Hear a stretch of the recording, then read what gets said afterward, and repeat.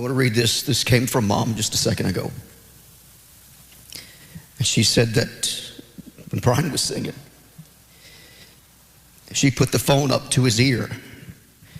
And she said that tears were rolling down his face. He heard the music. And he hears what we say. As Dad said, I want to echo, and I'll turn it back to him in a second.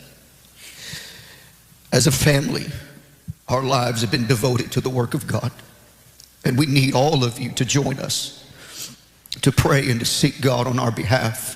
Because as Dad said just a second ago, we serve a big God.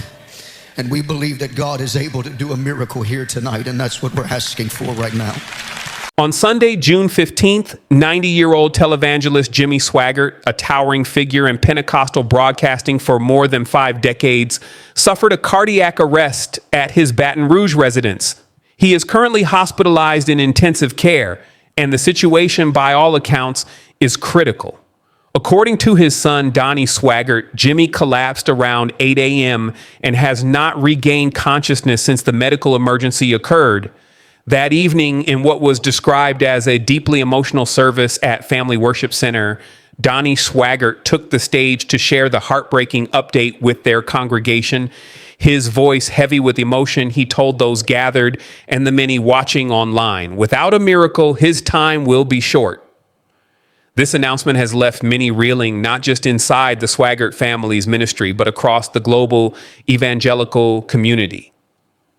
Jimmy Swaggart's influence spans generations through preaching, gospel music, and the powerful reach of his media empire, Sun Life Broadcasting Network. Life Broadcasting Network, an update. You know, we are a very private family. We've always been very private. We keep our troubles to ourselves. We don't bring other people into it. We've always braved the storms as a family internally. But this is beyond that.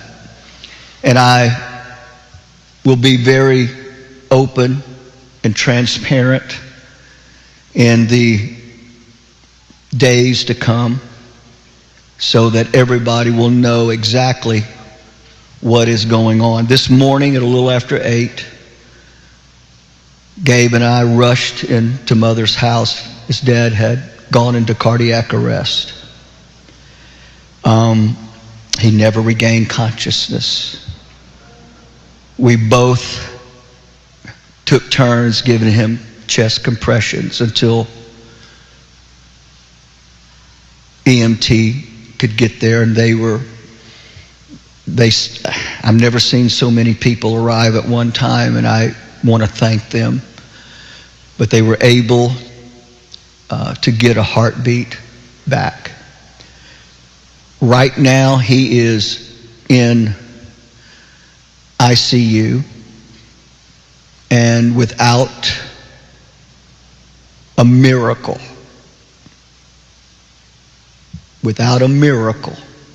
his time will be short. But we believe God. We're not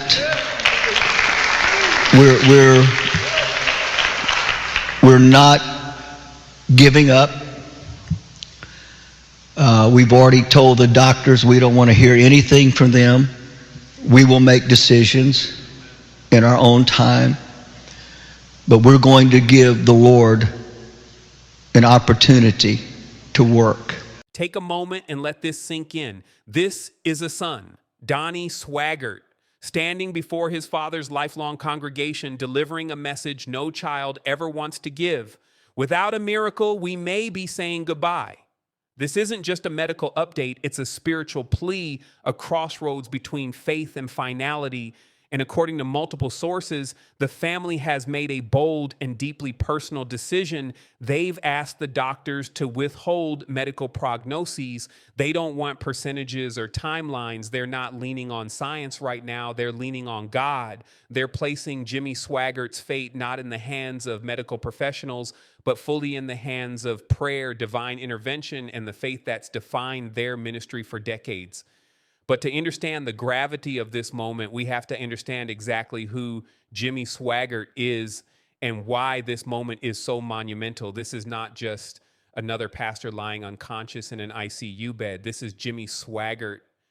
In the 1970s and 1980s, he was a towering figure in global Christianity, a household name, arguably one of the most influential televangelists the world has ever seen. His weekly telecast reached an estimated 100 million viewers. And mind you, this was before the internet, before YouTube, before live streams and social media. He did that on radio and television alone. He packed stadiums, filled arenas, and sold millions of gospel music records. He raised enormous sums through donations and built an empire in Baton Rouge, complete with Bible college programs, broadcasting facilities, and a global missions arm. But then came February 1988, a moment that changed the course of his life and ministry forever. Photos emerged of Swaggart meeting with a prostitute, Deborah Murphy, at a seedy motel in New Orleans. It was a scandal that shattered the image of moral perfection he had so carefully crafted. And what followed was one of the most infamous moments in televangelist history. Swaggart's tearful televised confession, broadcast on February 21st, 1988, where he broke down before his congregation and the world, saying only, "I have sinned against you, my Lord." He didn't specify his actions. He didn't name names, but the weight of guilt, shame, and devastation was etched into every tear streaming down his face. That moment became a defining image for an entire era of Christian broadcasting, a symbol of both human frailty and the perils of unchecked power in religious institutions. And yet, despite it all, he survived. He didn't disappear. He didn't retire in shame. He slowly rebuilt. Sun Life Broadcasting Network was born. His church family worship center continued. And for over 30 years since the scandal, Swaggart, frail in body but still forceful in voice, kept preaching, singing, and reaching souls from the pulpit. And now it may all be coming to an end. I have sinned against you, my Lord. And I would ask that your precious blood would wash and cleanse every stain until it is in the seas of God's forgetfulness. Thank you. Thank you. And God bless you. The Assemblies of God may have given Jimmy Swaggart a second chance after his first scandal, but they weren't willing to overlook what came next. After initially disciplining him, the denomination imposed stricter measures, a longer suspension, deeper accountability, but Swaggart refused. He pushed back, rejecting their conditions entirely.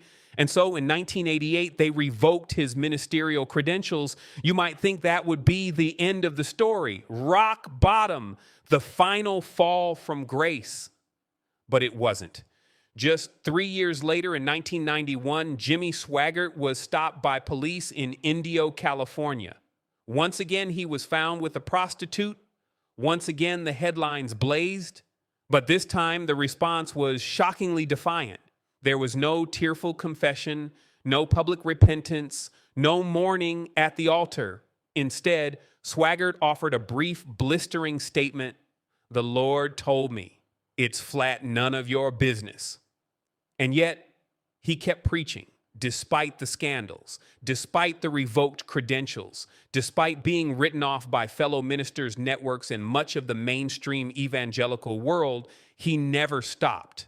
His core congregation stood by him. The Family Worship Center in Baton Rouge kept its doors open. His wife, Frances Swaggart, continued hosting her daily program, Francis and Friends.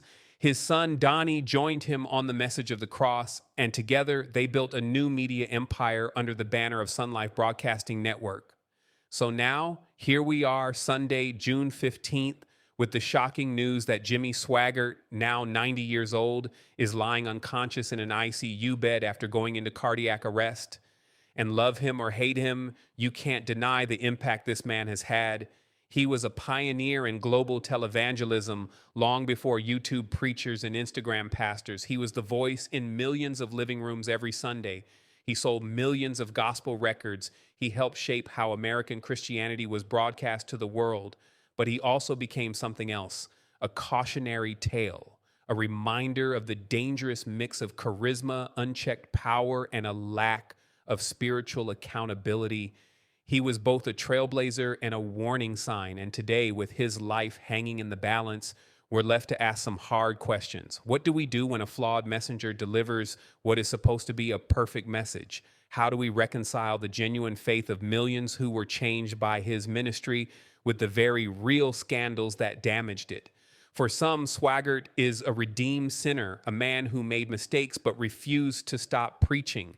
For others, he's a symbol of everything wrong with celebrity Christianity, a system that lets men fall, rise, and fall again without ever truly facing justice. But either way, the evangelical world is holding its breath because Jimmy Swaggart's story, his triumphs, his tears, his defiance, and his long shadow over American faith says something profound about grace, about redemption, and about the human heart's endless capacity to hope even after repeated failure. As of now, there are no new updates from the Swaggart family. Doctors say the situation remains critical, and unless a miracle happens, his time may be short. So wherever you stand on the legacy of Jimmy Swaggart, this is a moment.